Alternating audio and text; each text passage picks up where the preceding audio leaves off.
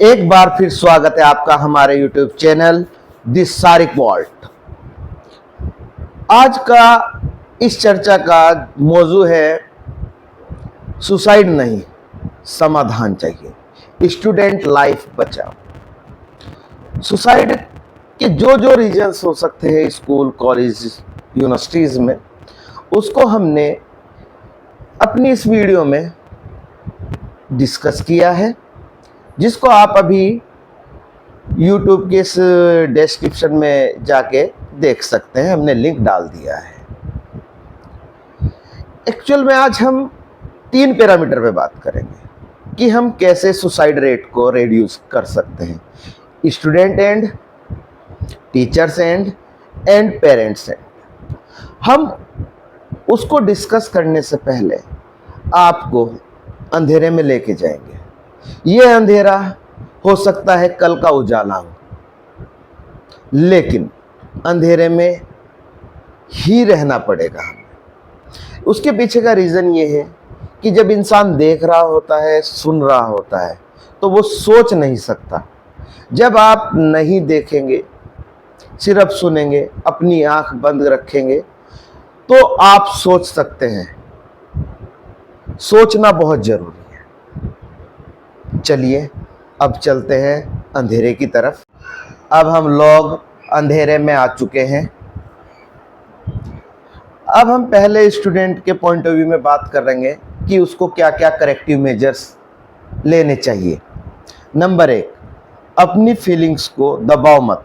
अपने दोस्तों, parents, teacher या मेंटर के साथ में शेयर कीजिए, डिटेल में शेयर कीजिए, तभी वो आपकी प्रॉब्लम को समझ सकते हैं। नंबर 2, फेलियर एंड नहीं है, हर हार एक नया चांस होता है सीखने का।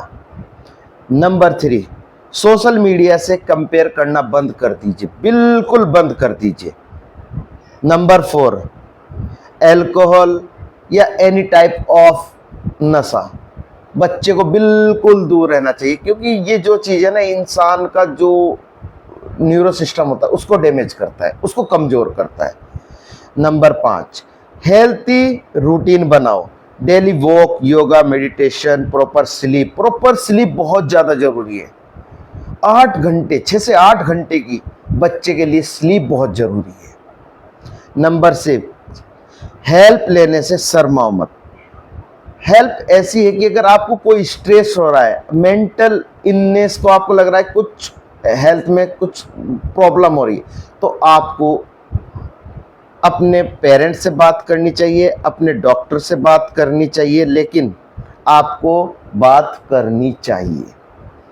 7, गोल्स बनाए लेकिन फ्लेक्सिबल। अगर कल अचीव ना हो तो दूसरा रास्ता अपनाओ, लेकिन वो लास्ट नहीं होना चाहिए। गोल फ्लेक्सिबल, ये नहीं हुआ तो ये नहीं तो ये। अब टीचर्स के एंड पे हम बात करते हैं कि टीचर्स क्या क्या करेक्टिव मेजर्स ले सकता है। सिर्फ मार्क्स पे फोकस ना करें, स्टूडेंट के बिहेवियर को भी ध्यान में रखें।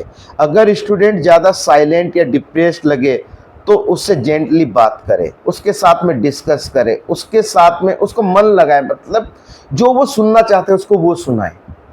नंबर 2, मोटिवेट करें, डांटने से बेहतर है गाइडेंस दे। हर स्टूडेंट को एक पॉजिटिव पुश चाहिए होता है जो उसको एक्सेलरेट करता है। नंबर 3, फ्रेंडली इन्वायरमेंट क्रिएट करना चाहिए। बच्चे टीचर से अपनी प्रॉब्लम बिना ड्रेस शेयर करें, ऐसा इन्वायरमेंट क्लास का होना चाहिए, इतना पॉजिटिव इन्वायरमेंट होना चाहिए। Number 4, mental health education include करें। क्लास के अंदर मेंटल वेलनेस प्रोग्राम जरूर छोटा छोटा सा वीकली रखें। नंबर 5, बुली करने से बचे। रैगिंग को कंसीडर करें कि रैगिंग बिल्कुल ना हो, बच्चे के साथ में किसी भी तरह का ऐसा हादसा ना हो कि जिससे उसको इंसल्ट या गिल्ट फील हो जाए कि मेरे साथ ऐसा नहीं होना चाहिए था। नंबर 6, रेगुलरली पेरेंट्स से कांटेक्ट में रहे। पेरेंट्स से आपको रेगुलरली कांटेक्ट में रहना होगा। रेगुलरली का मतलब ये नहीं कि आप रोज, अगर बच्चा आज नहीं आया तो आप कांटेक्ट कीजिए। बच्चे के मार्क्स कम आ गए, मान लीजिए, आप उनके पेरेंट्स को बताएं कि थोड़ा सा बच्चे को मोटिवेट आप भी कीजिए, मैं भी करता हूं। अब हम पेरेंट्स के एंड पे बात करते हैं। नंबर 3, बच्चों की बात को ध्यान से सुने पेरेंट्स, उनकी फीलिंग्स को समझे, इग्नोर ना करें। वो जो कुछ कह रहे हैं उसको सुने, बैठ के प्यार से सुने। अगर आप नहीं सुनेंगे कल वो नहीं बताएंगे, कल कोई भी वो कदम उठा सकते हैं। सबसे बड़ा रोल पेरेंट्स का है यहाँ पे। दूसरा, ज्यादा प्रेशर मत दे बच्चे को, बस 90% ही लाने हैं, ऐसी एक्सपेक्टेशन एनेक्सिटी पैदा करती है बच्चे के मन में। अगर 90% से कम उसके मार्क्स आएंगे, हो सकता है वो घर ना आए, समझ रहे हैं ना।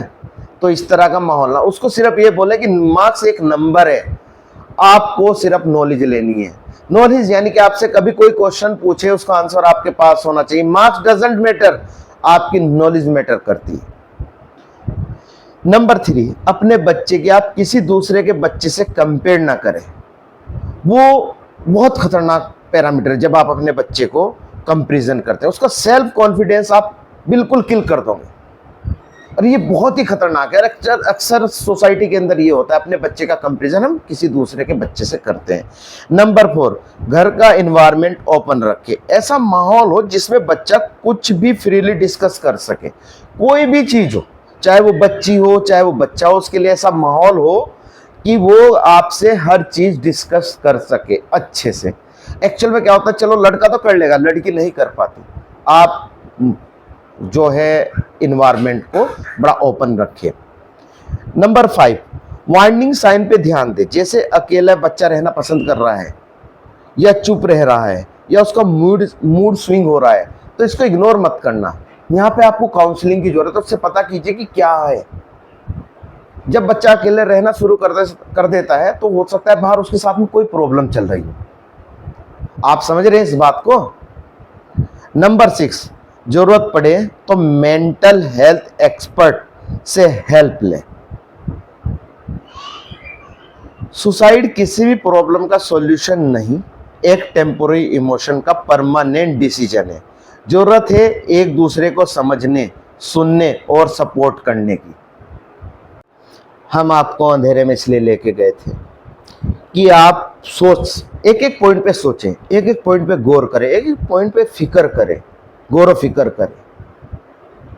हमारे देश का छात्र इतना कमजोर नहीं हो सकता कि वो एक छोटी सी चीज पे, एक छोटी सी बात पे सुसाइड कर ले। यूएसए, यूके, जर्मनी, ये सब जो कंट्री ग्रो कर रहे हैं ना, हम हिंदुस्तानियों की वजह से कर रहे हैं। हमारे हिंदुस्तान के छात्र वहां पे अपने झंडे गाड़ रहे हैं। हमारे देश का छात्र इतना कमजोर नहीं हो सकता कि वो सुसाइड करे। छात्र तो वो ताकत है जो सरकार हिला दे, जो सरकार बना दे, सरकार बदल दे।